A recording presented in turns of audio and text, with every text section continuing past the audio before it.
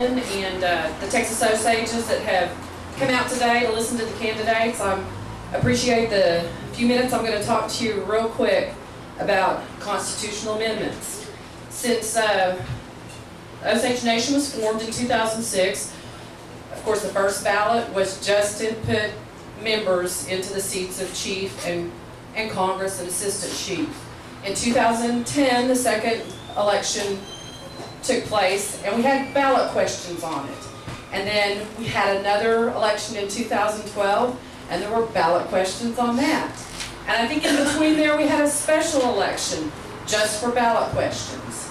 And to this point, to date, I can't tell you how many ballot questions there have been. I didn't actually go back through and count them, but we have not been able to reach the criteria, which is 65% of the votes that were cast for a ballot question to pass.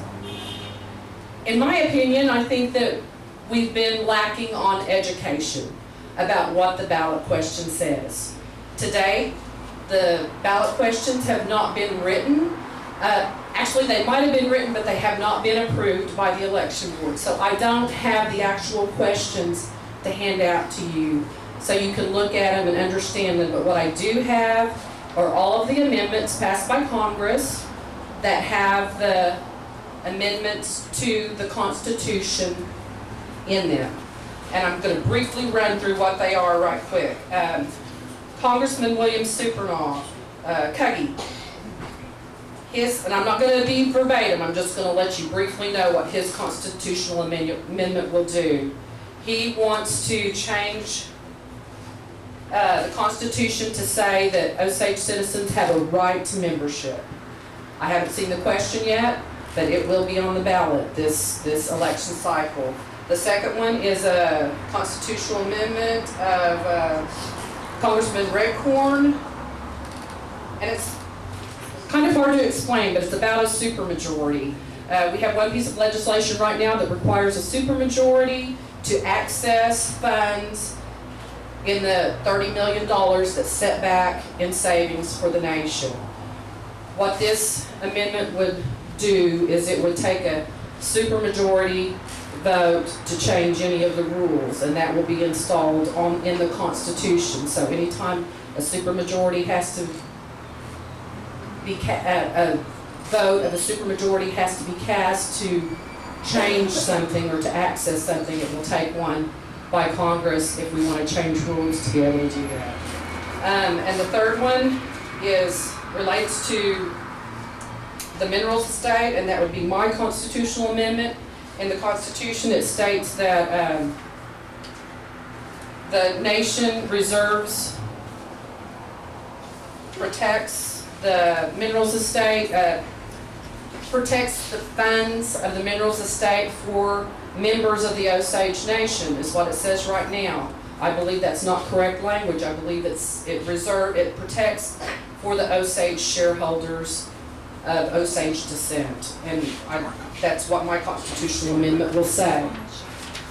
Just recently passed through Congress were 3 more ballot questions.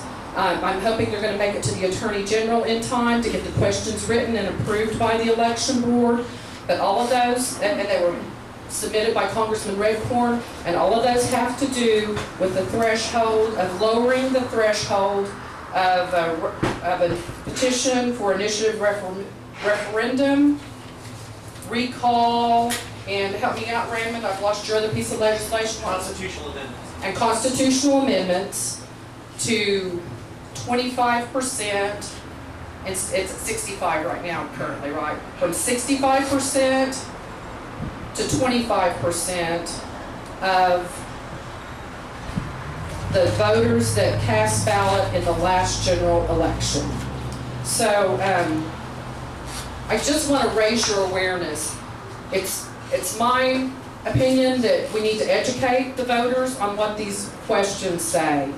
And once the questions come out, be looking for postings on Facebook that go along with it, because I want you guys to know what they said. I've heard people say that go up to the ballot box, if you don't understand it, vote no. These are all real simple amendments. They will not make in my opinion, they will not make sweeping changes in our governing document. We need to see if the people will get out there and agree to try to make some small changes to our Constitution. I have one more thing I want to say to you, and that is, all of you Osages that are here, vote. That's what you have. Your elected officials contribute their time, they work for the nation. Of course, we do get a paycheck for it, but what you have that can help your nation out is for you to get to the polls and vote. Do the work. Know who your candidates are. Encourage all Osages that you know. Get their absentee ballots. Send it in. We've had a really low voter turnout in the past couple of elections, and I'd just like to see everybody get involved. So thank you for your time. I have copies of these I brought with me. If you're interested in it, I will be here and I will try to explain some of them to the best of my ability. So thank you. I appreciate your time. Thank you, Maria. We do have one other important